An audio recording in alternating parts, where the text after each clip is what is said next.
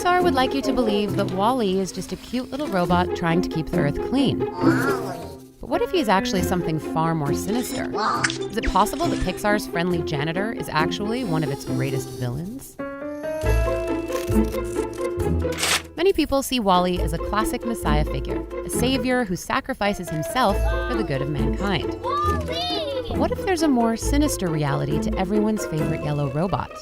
Reddit user Vixelius believes that Wall-E isn't telling the story of mankind's rise, but of its fall, and that the movie is actually a retelling of the book of Genesis. In Genesis, Adam and Eve live in the Garden of Eden, an earthly paradise where they have no problems or suffering, and all of their needs are taken care of. Their lives are perfect, until a serpent gives Eve forbidden fruit from the tree of knowledge, and God casts them out into the world to suffer. In Wall-E, Eden is the Axiom, the spaceship where all of humanity lives after ruining the Earth. Axiom, your home sweet home. It's not just that all of their basic needs are taken care of, like food and shelter, but there's no conflict, no fighting, and no war. All of the problems that plague them on Earth have been left behind. Everything you need to be happy. Until Wall-E shows up. After he gives Eve the seedling, she returns it to the spaceship where the captain studies it and gains knowledge about Earth. This is the forbidden fruit.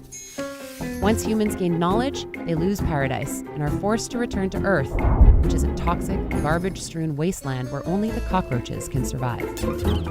So if Wall-E caused man's downfall after giving Eve the forbidden fruit, then he isn't the savior. He is the serpent.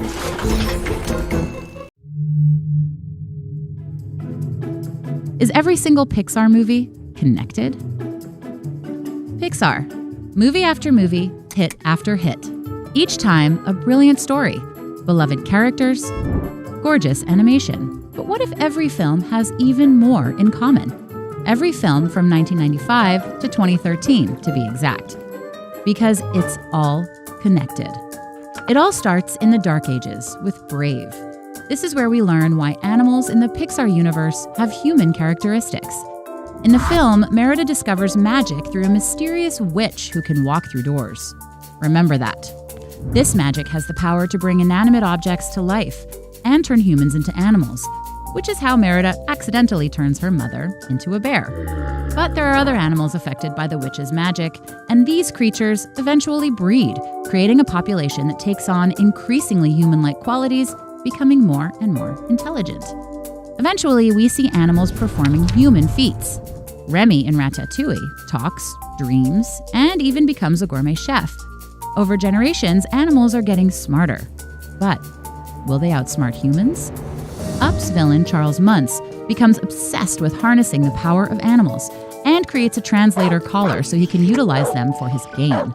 But his dog, Doug, escapes, and the strained relationship between humans and animals grows. To keep up with the competing species, humans begin an industrial revolution.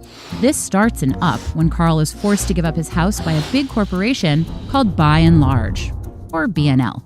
BNL grows, spreading across the Pixar universe. Notice in Toy Story 3 that Buzz Lightyear's batteries are BNL. In Wall-E, we see BNL in its full-blown glory, a corporation that has grown to control world governments. But while the humans were trying to outsmart the animals, technology outsmarted the humans. In The Incredibles, technology is harnessed by Syndrome to create a genocide against humans with superpowers. At the end of Wall-E, we see life return to Earth, the beginning of it as seen in A Bug's Life. In that time, animals on Earth had evolved into a super species.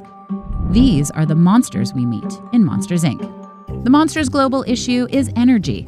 There isn't enough of it, so they must time travel through doors back in time to extract energy by coming into contact with humans. One particular human, however, learned of this time travel at a young age. That would be the adorable, inimitable Boo. Boo spends her life trying to find her dear friend Sully. Remembering that they time traveled through doors, she eventually grows up to become the witch from Brave. As the witch, she walks through doors, traveling back and forth through time thanks to the magic harvested in that land, searching for her friend. How do we know she's looking for Sully? In her workshop, you'll see a wood carving of him. Boo and Sully, a friendship that spans the Pixar universe. What do you think?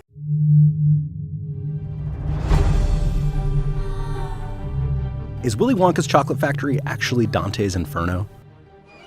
Willy Wonka and the Chocolate Factory is a classic children's story. It seems like a delightful romp through a magical candy factory, but is it actually a trip to hell? Now, before we ruin your childhood, it's helpful to know about Dante's Inferno, one of the most famous poems ever written. The author Dante is led by a guide through the different levels of hell until he eventually meets Satan, a three-headed beast with bat wings frozen in ice. In the Inferno, Charon, the boatman of hell, ferries Dante across the river Acheron and into the underworld. This is only slightly less disturbing than Willy Wonka's psychedelic boat ride into the factory. Are the fires of hell a-glowing? Is the grisly reaper mowing? Yes! The danger must be growing, for the rowers keep on rowing, and they're certainly not showing any signs that they are slowing! And that's not even a metaphor. He's describing a literal descent into hell. In Dante's Inferno, each level of hell is designed to punish a particular sin in a way that's related to the sin itself. Meanwhile, at Wonka's factory, children are also punished according to their sins. Augustus Gloop is so gluttonous for chocolate that he almost drowns in a river of it.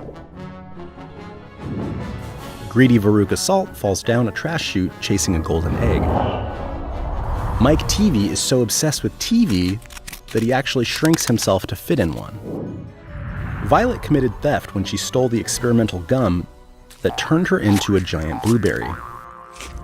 At the end of Charlie's journey through the factory, he gets into a glass elevator and flies off into the sky. At the end of the Inferno, Dante climbs up the body of Satan himself and ascends to heaven. Is Charlie and the Chocolate Factory really a trip to a candy-filled playland, or a warning to children that if they don't clean up their act, they're going straight to hell? What do you think?